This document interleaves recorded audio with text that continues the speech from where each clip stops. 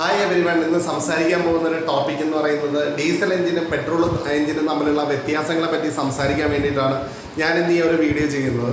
അപ്പോൾ ഡീസൽ എഞ്ചിൻ്റെ ഒരു പ്രത്യേകത എന്താണെന്ന് വെച്ച് കഴിഞ്ഞാൽ ഡീസൽ ഫ്യൂൽ പമ്പിൽ വർക്ക് ചെയ്യുന്ന ഒരു എഞ്ചിനാണ് ഡീസൽ എഞ്ചിൻ എന്ന് പറയുന്നത്. അതേപോലെ തന്നെ ഫ്യൂൽ ഇഞ്ചക്ടറിൽ വർക്ക് ചെയ്യുന്ന ഒരു എഞ്ചിനാണ് പെട്രോൾ എഞ്ചിൻ എന്ന് പറയുന്നത്. ഇനി പെട്രോൾ എഞ്ചിൻ്റെയും ഡീസൽ എഞ്ചിൻ്റെയും മറ്റു വ്യത്യാസങ്ങൾ ഞാൻ ഷെയർ ചെയ്യാം. അതിൽ ഒന്നാമത്തെ കാര്യം എന്താണെന്ന് വെച്ച് കഴിഞ്ഞാൽ ഡീസൽ എഞ്ചിൻ ആക്ച്വലി ഹെവിയാണ്. പെട്രോൾ എഞ്ചിൻ എന്ന് പറയുന്നത് ചെറിയ എഞ്ചിനായിരിക്കും. ഡീസൽ എഞ്ചിൻ്റെ കംപ്രഷൻ റേഷ്യോ എന്ന് പറയുന്നത് ഡീസൽ എഞ്ചിൻ്റെ 16:1 ആണ് ഡീസൽ എഞ്ചിൻ്റെ കംപ്രഷൻ റേഷ്യോ എന്ന് പറയുന്നത്.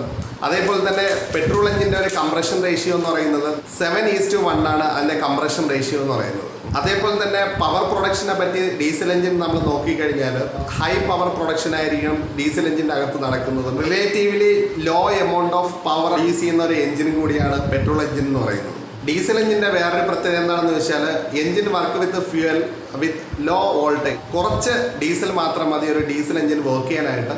അതേപോലെ തന്നെ ഒരു ഹൈ വോൾട്ടേജിൽ ഓഫ് ഫ്യൂവൽ കൺസപ്ഷൻ എന്തായാലും ഒരു പെട്രോൾ വെഹിക്കിളിന് തീർച്ചയായിട്ടും വരുന്നുണ്ട്. അതുകൊണ്ട് തന്നെയാണ് ഇന്ന് ഡീസൽ വെഹിക്കിളിന് നല്ലൊരു മൈലേജും പെട്രോൾ വെഹിക്കിളിന് മൈലേജ് കോമൺ ആയിട്ട് കുറവ് കാണാനുള്ള റീസൺ എന്ന് പറയുന്നത് ഈ ഒരു കാര്യത്തിലാണ്. ഡീസൽ എഞ്ചിനിലെ fuel with air in the cylinder, അതായത് ഡീസലും എയർ കോണ്ടാക്റ്റും കൂടി സിലിണ്ടറിനകത്ത് നടക്കുന്നുണ്ട്.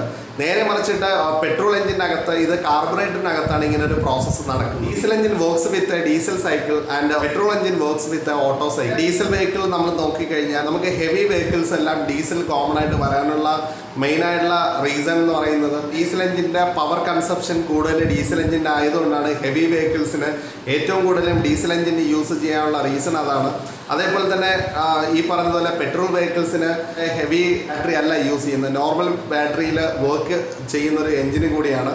അതിൽ ഹൈ പവറിൻ്റെ ആവശ്യമില്ല. കാര്യം എൻജിൻ റൊട്ടേഷന് നമുക്ക് ഡീസൽ എഞ്ചിൻ നോക്കുന്ന സമയത്ത് ഒരുപാട് പവർ കൊടുത്താൽ മാത്രമേ നമുക്ക് ക്രാങ്കിനെ നമുക്ക് സർക്കുലേറ്റ് ചെയ്യാൻ പറ്റത്തുള്ളൂ. ക്രാങ്ക് ഷാഫ്റ്റൊക്കെ റൊട്ടേഷൻ നടക്കണമെങ്കിൽ നേരെ മറിച്ച് പെട്രോൾ എഞ്ചിന് ചെറിയൊരു പവർ മാത്രം മതി പെട്രോൾ എഞ്ചിൻ വർക്ക് ചെയ്യാൻ വേണ്ടിയിട്ട്. ഡീസൽ എഞ്ചിൻ്റെ ഒരു പ്രത്യേകത എന്താണെന്ന് വെച്ചാൽ ഓടുന്നതിനനുസരിച്ചിട്ട് പവർ ഡെവലപ്പ് ചെയ്യുകയാണ് ഡീസൽ എഞ്ചിൻ്റെ പ്രത്യേകത. അതിൻ്റെതായ ഒരു വെയിറ്റും ആ ഒരു പവറും വരുന്നതുകൊണ്ട് റൊട്ടേഷൻ കൂടുന്നതനുസരിച്ച് സ്റ്റാർട്ടിങ്ങിൽ ഡിലേ ഉണ്ടാകുന്നത് ആ എഞ്ചിനെ അത്രമാത്രം റൊട്ടേഷന് വേണ്ടിയിട്ടുള്ള പവർ കൺസപ്ഷൻ കൊണ്ടുവരാൻ വേണ്ടിയിട്ടുള്ള ടൈമാണ് സ്റ്റാർട്ടിങ്ങിൽ ഒരു ഡിലേ ഡീസൽ എഞ്ചിന് ഉണ്ടാകുന്നത്.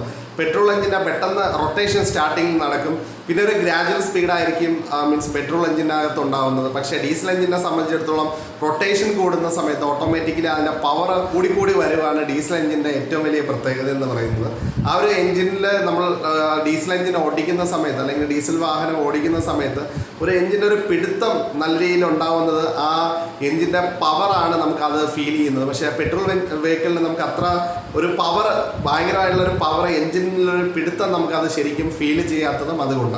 എന്തുകൊണ്ടും ഡീസൽ വെഹിക്കിൾ നമുക്ക് സെലക്ട് ചെയ്യാനായിട്ട് നമുക്ക് മിനിമം ഒരു 30 കിലോമീറ്ററെങ്കിലും ഒരു ദിവസം ഓട്ടമുണ്ടെങ്കിൽ എന്തുകൊണ്ടും ഏറ്റവും ബെറ്റർ ഓപ്ഷൻ എന്ന് പറയുന്നത് നമുക്ക് ഡീസൽ വെഹിക്കിൾ തന്നെയായിരിക്കും. കാര്യം അല്ലെങ്കിൽ ഒരുപാട് നഷ്ടം നമുക്ക് പെട്രോൾ ഒഴിച്ച് നമുക്ക് ഒരുപാട് നഷ്ടം ഉണ്ടാവാനുള്ള ചാൻസ് ഉണ്ട്. അപ്പോൾ അതുകൊണ്ട് നല്ല മൈലേജ് ഉള്ള ഒരു ഡീസൽ വെഹിക്കിൾ ആണെങ്കിൽ തീർച്ചയായിട്ടും നിങ്ങൾക്ക് സെലക്ട് ചെയ്യാം. അതുമാത്രമല്ല ഡീസൽ വെഹിക്കിളിനെ സംബന്ധിച്ചിടത്തോളം വലിയ മെയിൻ്റനൻസ് കോസ്റ്റ് വേരിയേഷൻ ഇല്ല. പക്ഷേ ഇനിഷ്യലി നമുക്ക് വാങ്ങുന്ന ഒരു റേറ്റിന് വരുന്ന വ്യത്യാസം എന്ന് പറയുന്നത് വളരെയധികം കൂടുതലാണ്. അപ്പോൾ അതുകൊണ്ടാണ് പല ആൾക്കാരും പെട്രോൾ വെഹിക്കിൾ എടുക്കാനുള്ള ചാൻസ്. 30 കിലോമീറ്ററിന് താഴെയാണ് നിങ്ങൾക്ക് ഓട്ടമെങ്കിൽ തീർച്ചയായിട്ടും നിങ്ങൾക്ക് പെട്രോൾ വെഹിക്കിൾ തന്നെ സജസ്റ്റ് ചെയ്യാം. അപ്പോൾ പെട്രോൾ വെഹിക്കിളും ഡീസൽ വെഹിക്കിളും തമ്മിലുള്ള വ്യത്യാസങ്ങൾ മനസ്സിലാക്കിയെന്ന് ഞാൻ വിശ്വസിക്കുന്നു. ഈ വീഡിയോ ഇഷ്ടപ്പെട്ടെങ്കിൽ താഴെ കാണുന്ന സബ്സ്ക്രൈബ് എന്ന് പറഞ്ഞ ബട്ടൺ പ്രസ് ചെയ്യുക. പുതിയ ടെക്നോളജീസും കാര്യങ്ങളായിട്ട് ഞാൻ വരുന്നതാണ്. അതേപോലെ പുതിയ അപ്ഡേഷൻസ് കാര്യങ്ങളൊക്കെ വേണമെങ്കിൽ ബെൽ ബട്ടണായിട്ടുള്ള നോട്ടിഫിക്കേഷനായിട്ടുള്ള ബട്ടൺ അമർത്തുക. ഓക്കെ ഉള്ളത്.